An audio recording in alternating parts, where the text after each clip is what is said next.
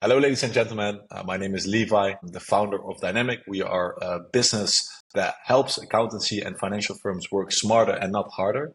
We leverage AI to automate processes, streamline workflows, and enhance client communication. This is the podcast, The Balance, and today I'm with a very special guest, William. Thank you so much for hopping on today. William, I guess but I guess everybody listening is super curious to know who you are, of course. So could you tell us a little bit more yeah, about yourself, about what you do, and everything you want to tell us about yourself. Sure, no problem. Thank you for having me. So, I'm the owner of Professional Bookkeeping Service in New York. We've been in business about 20 plus years. We have a team of about 20 people and we service about 200 clients. And the reason why I always like to tell people the amount of clients I have because I want them to know I can scale. And I think to your point about automation and all that stuff, you kind of need to know when you're working with a company that they can scale. It's easy to say, oh, I got 10, 20 clients, but I like to tell people not to brag, but just to know that I can scale and I could service more people that way. Um, and from there, because I've been in business so long, I learned so many things along the way, good, bad, ugly. And I'm just grateful that I can try to share it with your audience and stuff like that. I keep it simple, born and raised in New York, wife, two kids, the good life, time freedom is the goal, money is secondary, and giving value to clients is the most important thing. So, Nice. Really cool. Really cool. yeah. Thank you, William. Thank you for being on the podcast. Could you tell us a little bit more about your journey? Where did you start hmm and how did you get where you are today? Uh, this is going to be long. Well, we've got all the time. We've got all the time. Growing up in New York, I wasn't the most educated person, Hmm. and I never finished college. And I the only thing I knew was accounting. And I was lucky because after I graduated high school, I went to college. I followed my high school sweetheart to college, Hmm. and I just bummed around for 3 or 4 years, not knowing what to do with my life. And I went into business, a different business with some of my friends. It was a printing office supply business, and I did that, and that was my first taste of entrepreneurship. And I worked 60 hours a week, but made $100. But the thrill of owning a business was the X factor. Um, and I just didn't know what I wanted to do. And after 3 years, I decided to leave that business.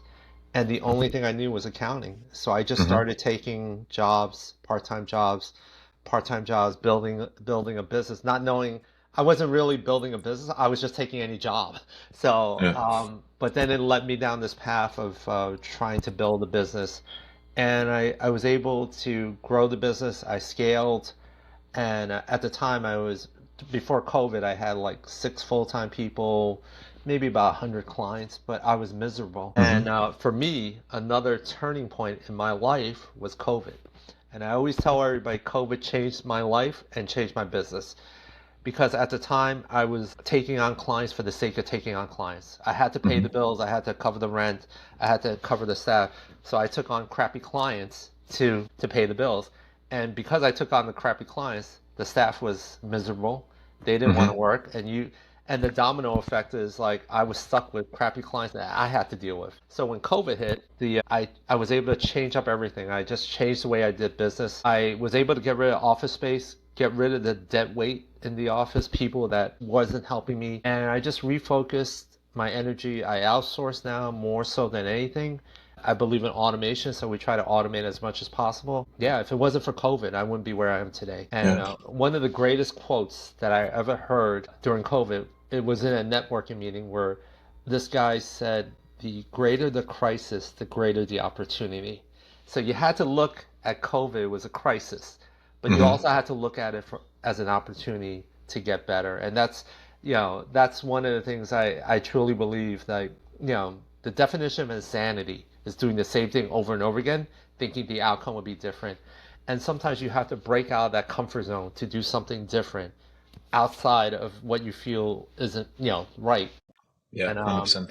yeah, that was my turning point. And I'm at a better place now. And before I always tell people I had bad clients, bad staff, bad profit margin. Now I got the three B's: better staff, better clients, better margins. And like I said, every business needs to pivot and realize that what we did 5 years ago is not what we're doing now. And that's where partly where automation comes in and technology. And Hmm. you definitely have to embrace it. And change is good. Change is Hmm. good. So what would you say is like one of the biggest things that has changed for you, or the biggest change that you have implemented in your business yourself in the past years?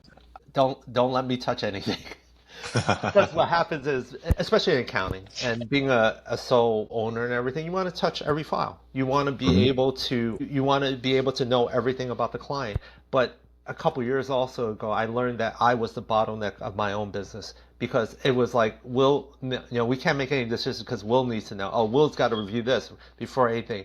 So one of the things that's so important in growing a business is you got to empower people. You got to empower your Hmm. staff. You got to make them feel like they make the decisions because the more you empower them, the more decisions they make, the better it is for you for that time freedom. So out of the 200 clients, I might touch maybe about 10 to 15 clients a month, and that's it. And that's the way it should be because I need to focus on my other stuff. And sometimes in accounting, you just get in the weeds. You just go, you just like put your head down and say, oh, I got to do this work. And that's probably the one thing that I truly believe is once I stop being the bottleneck and empowering people, that was probably the most important thing because now I have time freedom. Once you get time freedom, the most important thing, I was just talking to someone before the call and she's like, oh, I have all this free time. I don't know what to do with my free time. I said, as an entrepreneur, when you have free time, all you can do is market and sell. That's it. That's all you should focus on. Business development, networking, meeting people. That's what you should focus on as an entrepreneur to build the Hmm. business. You don't need to do the grunt work. You just need to build the business. And Yeah. that was, that's probably one of the things that probably changed my life. And it's good to empower people because, even when they mess up, no one's perfect. They all come with different mistakes and stuff like that. But my saying is like, I have a couple of sayings. I said, if you messed up something, come to me with two or three solutions. Don't just come with me with the problem. You have to empower them to figure it out themselves so they'll figure it out next time. So that's definitely the bottleneck thing. It's so easy to get caught in that runt where you just feel like you got to do everything. That's part of COVID. When I was during COVID, I was like, I was the bottleneck. Yeah. All right. So like the biggest change for you was that you sort of had to work yourself out of the business, Yep. only out of the 200 plus clients, only like handle 10, 15 clients Yeah. maybe, Yeah. so that you've got more freedom. And that's also another question I wanted to ask you. You also mentioned it in the beginning of the podcast and also when we spoke to each other before the podcast, that freedom is very important to you, Yes. more than money, more than whatever, basically. What other like core values does your firm has? What are like the firm's core values and how do they show up in your day to day? Is that also like for your employees so important, the freedom and what other things? I so I have a couple people on my team that've been with me 10 plus years, 15 years. And they tell me sometimes, well, I'm going on vacation. And I'm like, all right, go ahead. And then they're like, oh, I'm taking a month off in Asia. And I'm like, okay. So for me, the people that you work with are more important than your clients sometimes because they're the ones who take care of everything. I have two or three people just like that. They tell me they're taking a month or two off, and I'm like, all right, just as long as the work is taken care of, what do I care? And Yeah. sometimes that freedom that you give them, that they can be anywhere in the world, still work, still get paid in US dollars, and still comfortable, and being able to have that freedom. I give these people unlimited vacations because I know they take care of the work. No matter if they're in Timbuktu or Asia or wherever they are, I know they get the work done. And they know it. They know it. So they know if the client calls me to bitch and moan, they know there's a problem. But I've been doing this. I let one of my staff go 2, 3 months out of the year. She goes to Asia. Like I said, if the client doesn't complain, I don't complain. And that freedom, like the freedom that I have, I want to make sure they have it too. They don't have to Yeah. be in the US. They could be anywhere in the world. I mean, if anything, COVID did that to us, that we have that freedom to be anywhere in the world, enjoy, work during the day and then at night, live somewhere else. It's a great life that they Hmm. have. But yeah, I am, so core values probably, we have to give value to the client. That's it. Hmm. I don't want us to. I don't want us to work 8 hours. The old days was you do bookkeeping for 8 hours, you go to the client's office, you get them to sign the checks and stuff, and that was the routine.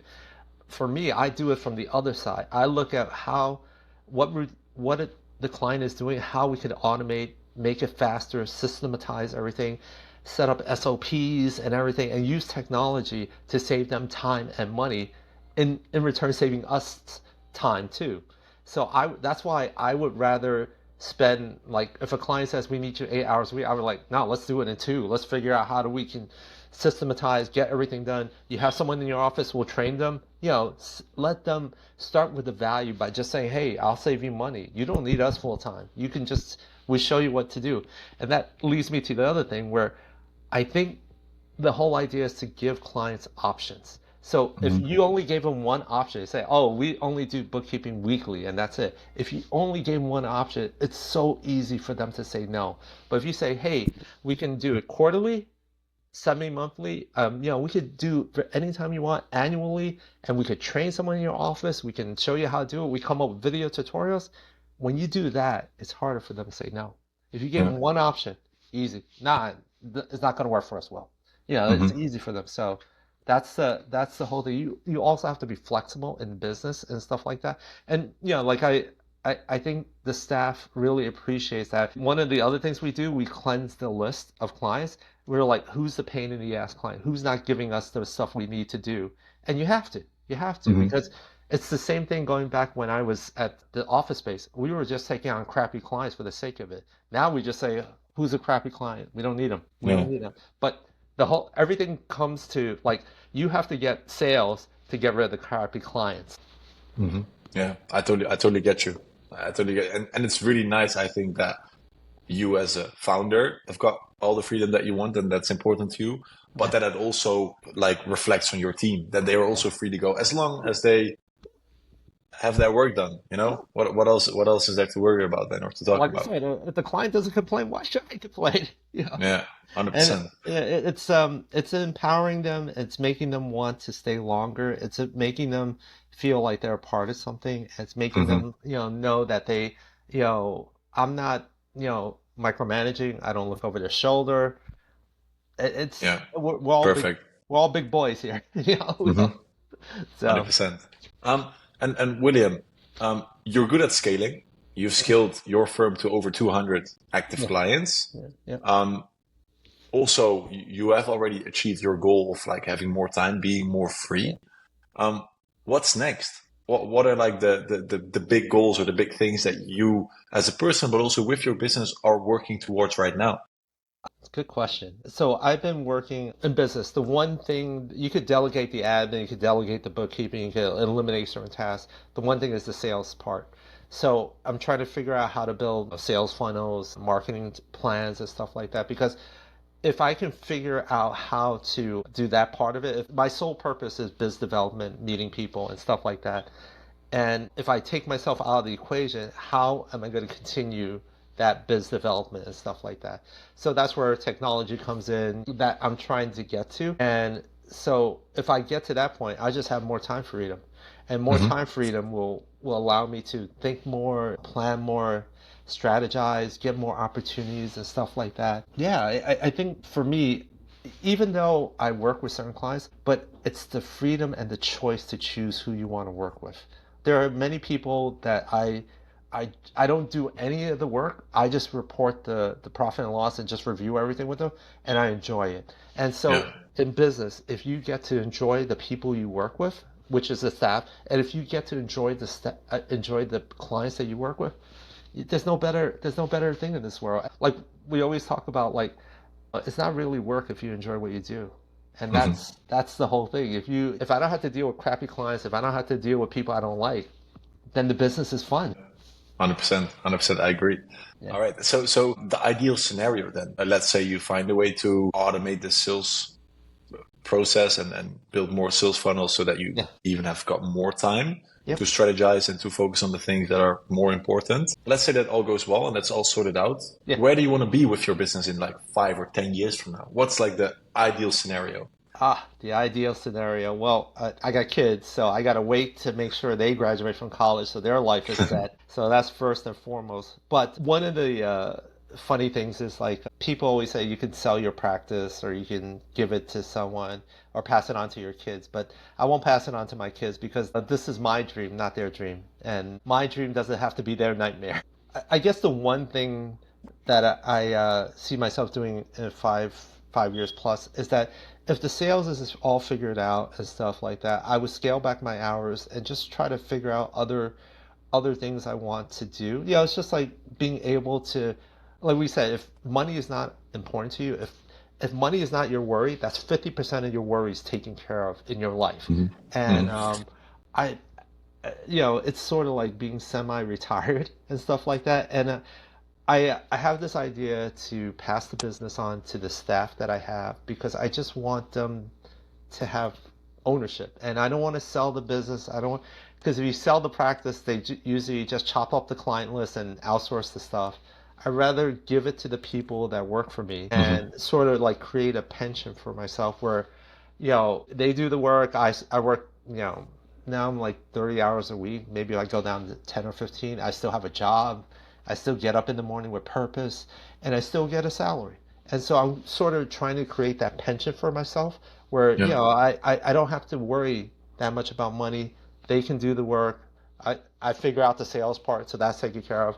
And I just do the things I enjoy. So if I work 10 to 15 hours a week and I get to enjoy the people I work with, it's not, like the one thing about retirement or just being able to know that you're there is that once you get to retirement, you still need purpose. You still need to Hmm. get up and say, I'm getting up. I'm going to get up and use the bathroom. And then you're like, I'll go back to sleep. But you still need purpose. And, Yeah.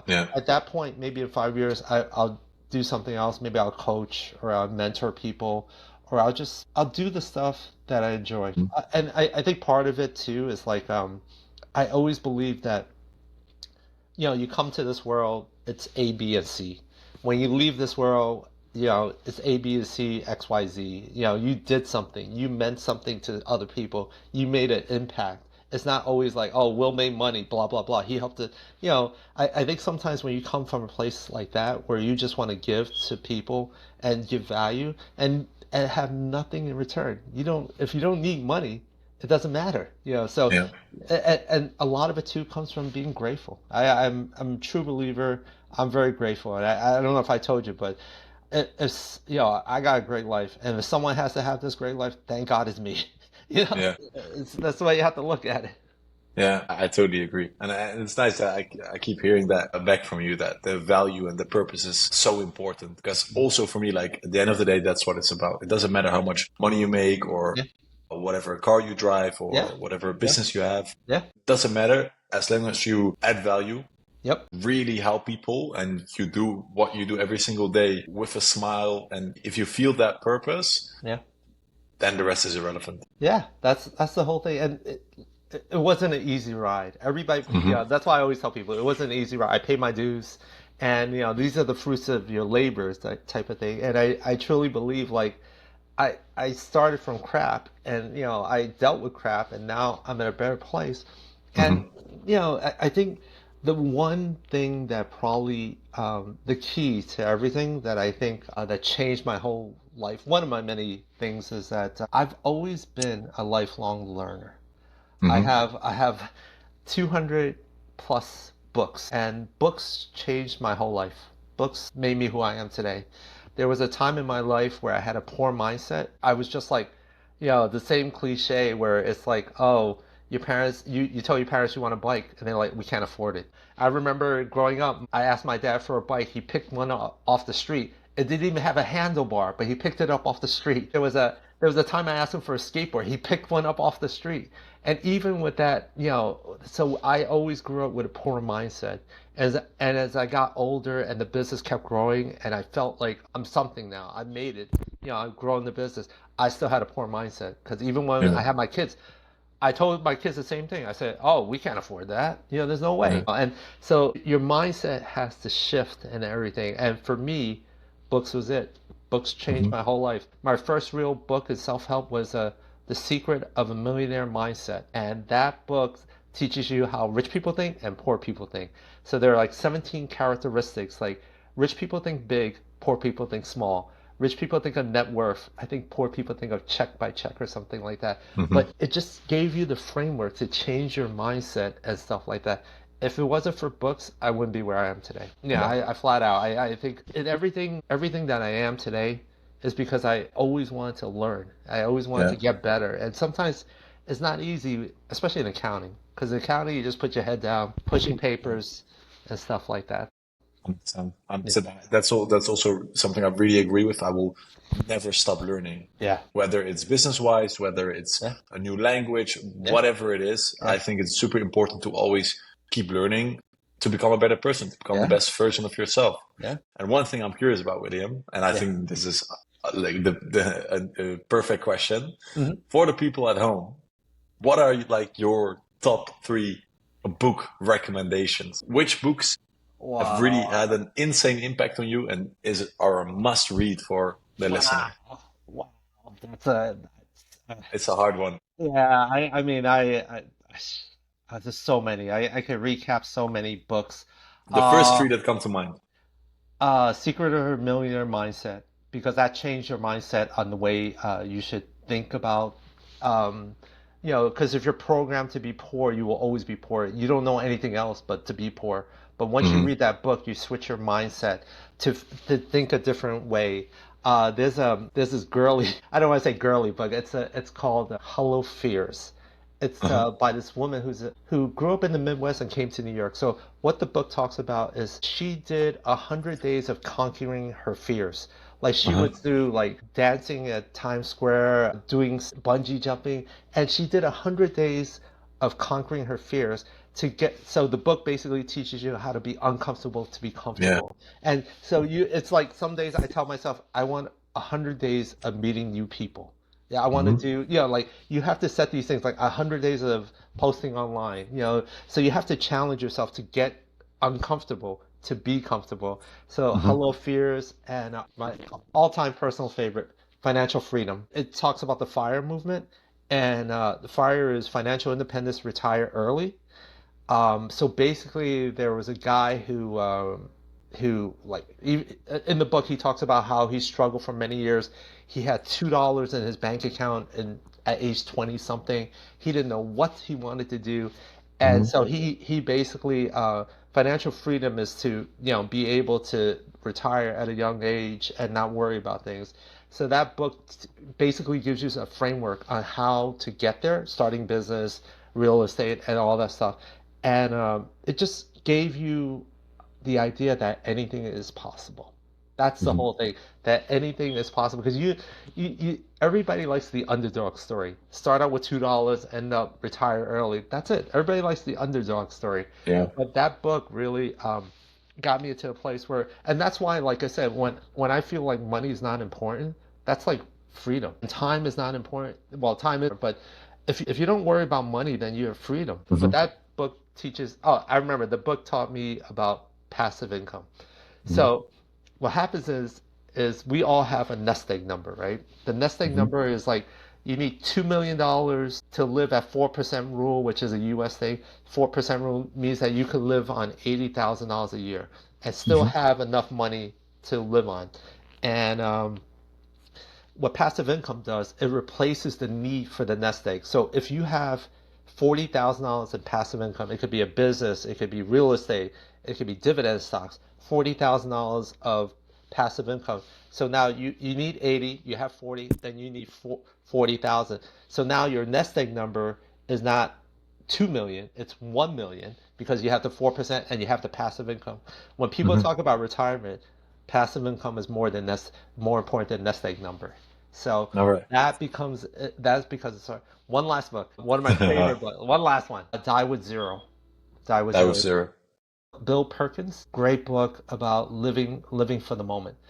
So Die with Zero is basically we spend our whole lives trying to accumulate money and then we want to pass it on to our kids or lead the greater life, like you want to get to retirement at 60 and you're like, oh great, I got all this money, now I'm going to enjoy myself, I'm going to go snowboarding, I'm going to bungee jump, But then at 60, you're like, I'm not going to do crap because you're too Yeah. old. So Die with Zero tells you to enjoy the money along the way. You have to Hmm. die, end up dying with zero. You have to enjoy the money along the way. You have to have adventures, experiences, and stuff like that. And in the book, they talk about this one story where this woman was in her 40s. She struggled for so many years. She had 4 kids, and her mom passes away like 5 years later or something, and leaves her inheritance about 130,000. And the woman said, "I wish I could have used the money earlier in life instead Yeah. of when she was in her 50s." So that's the Hmm. other thing. When Die with Zero also teaches you to make sure you give your kids the money when they need it, not when you're gone. Yeah. So and like kids need money, like your kids need money from 25 to 35. Buy a house, college, whatever, and that's when you should give it to them, not when you pass. So Yeah. you need to, and then the whole thing is just to appreciate what you built and stuff, and appreciate the money while you're living. And it's yeah, it's all right. I No think more that's books. a No more. I think that's a really valuable one, especially the last one. Really, really Yeah, a nice thing to think about. I want to circle back quickly to your firm because we've talked about your values, we've talked about your goals, we've talked about everything that's going really well at the moment. But I'm curious with scaling, with growing, everything that you've been through with the business, and also right now, what are like real challenges or obstacles that you're facing at the moment? that's another long story. We might be here for hours. Actually, I'm not sure if I told you this story, but for the first quarter of the year, I was my biggest challenge is being disappointed at people. And Right. what happens is, the staff doesn't do something right, if the client doesn't do something right, you're waiting on things, and friends and family might disappoint you. And I realized that stopped me. Like if I'm waiting on a client and they don't get me the stuff, and I get discouraged, and then even like the staff, if they don't do it right, I get discouraged, and and I think disappointment in people Hmm. is real. Like if someone doesn't do the work correctly, you're like, oh, I got to do it myself, right? And so that is probably one of the biggest obstacles I faced this year. And Uh-huh. I told you, I didn't even want to go and get new clients because I always felt like, oh, if I get this client, then I got to do the work. I can't, these people aren't going to be able to do it. And I felt dejected about it, and I didn't want to get any new business. So, and like I said, it's a whole thing about you always keep learning about yourself. I Hmm. learned in April, I said to myself, I will not let people disappoint me anymore. Yeah. I will not let people disappoint me anymore from stopping on what I enjoy, right? Hmm. Because people disappointed me. I didn't want to go do biz development. I didn't want to go meet new clients. That stopped me. And that's why in April I just joined all these networking groups. I got out there. I seeked out opportunity. I just met with as many people as I could because I wanted to do the stuff I enjoyed. And that's the whole thing. So disappointment in people is probably one of the biggest things that we all go through. And after a while, the funny thing is like I realized that people are people. People are going to take Hmm. care of themselves regardless. They work for me, they don't work for me. Take care of themselves because it's just human nature. You have to take care of Hmm. yourself. And I think sometimes when you accept that fact that you can't control what other people do, you can only control what you do. And that's it. Hmm. That's really what I did. I put myself in that position where I said to myself, I'm not gonna let people get to me anymore. I'm not gonna let crap. I don't care anymore. If they can't do the work, I'll get someone else. And sometimes as an entrepreneur, it's so hard to look at yourself and say like, hey man, this ain't working. I gotta try something else. And that's why Hmm. like pivoting, changing it up, there's nothing wrong with that. Sometimes what worked 5 years ago, 10 years ago might not work now with automation, technology, and everything. And you have to always learn. You always have to Hmm. learn to get better. Let's see what else. I think that for me, Yeah, but that's a super. It's different than yeah, what I hear most of the times, but yeah, it totally makes sense. So yeah. thank you for sharing. No, it's just like when you think you closed on a client, Hmm. 100% you're like, I closed for sure, but they go another direction. And Yeah. it's okay. Like I said, sometimes in business you take everything personally, right? Hmm. Just because it's human nature to feel like, oh, I have a good connection with that guy. They use someone else, oh screw that guy. But it's okay. It's okay Yeah. to accept people have their own priorities And Hmm. so do you. And like I said, my priority was to get back on the horse and go back out there. And Yeah. that's like I said, I've been in business 20 plus years. You probably think, Will, why do you let this crap get to you? I'm like, because you're always learning. You're always Hmm. learning. Everything is a lesson. Everything is a Yeah. lesson. So Yeah. So what would be one lesson or one recommendation that you would have for an entrepreneur or an accountant that's listening right now and that's looking to grow or looking to scale their business?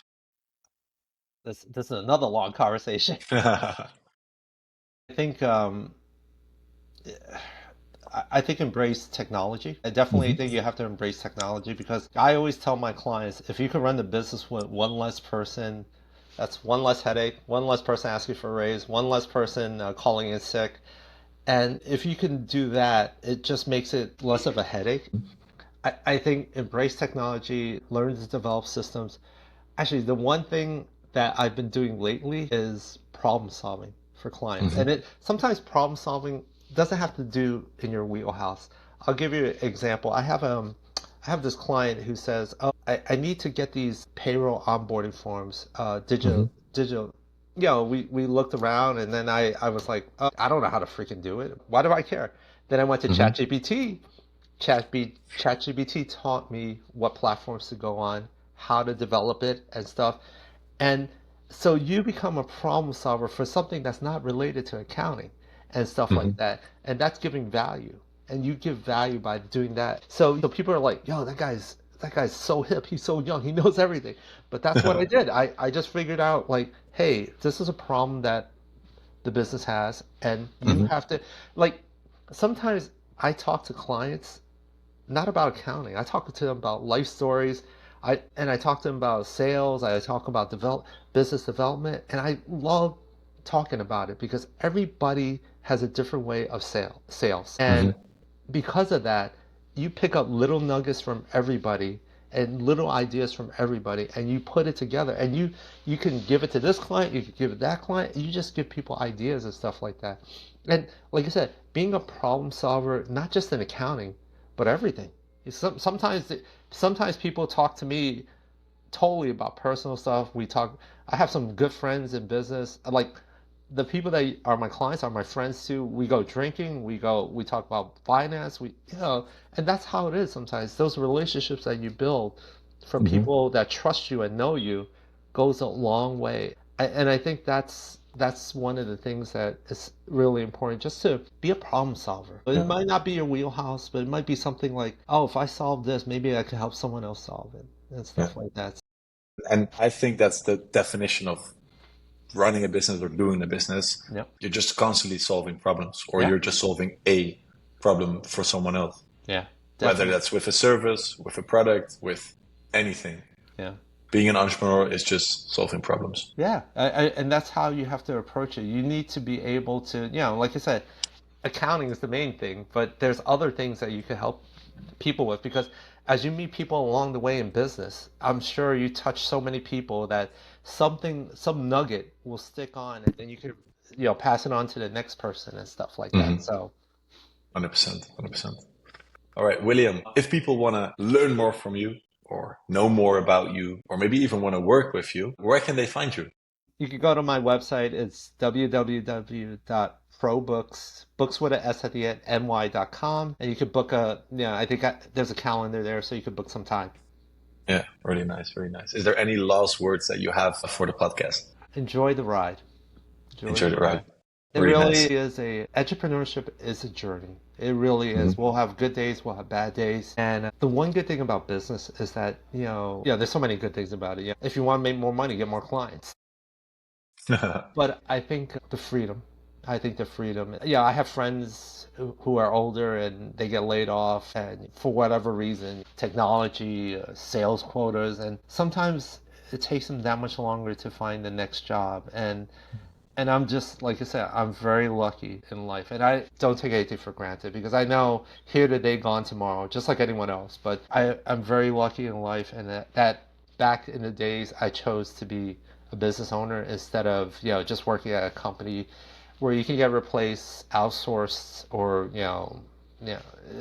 many things. And I think the journey is like like we said, we're still learning. Even if I'm, I Hmm. think if even if I'm in business 30 or 40 years, I'll still be learning. You know, the things we do is always evolving, and I think that's the one thing too that sometimes, you know, you got to change the way you do things. You got to be uncomfortable to be comfortable, and you got to challenge yourself to be, you know, relevant nowadays. And Hmm. like I said, yeah, that's where value comes in. You know, everything Yeah. starts with value. You know, if you like I said, one of my other sayings is if you focus on money, you'll never make money.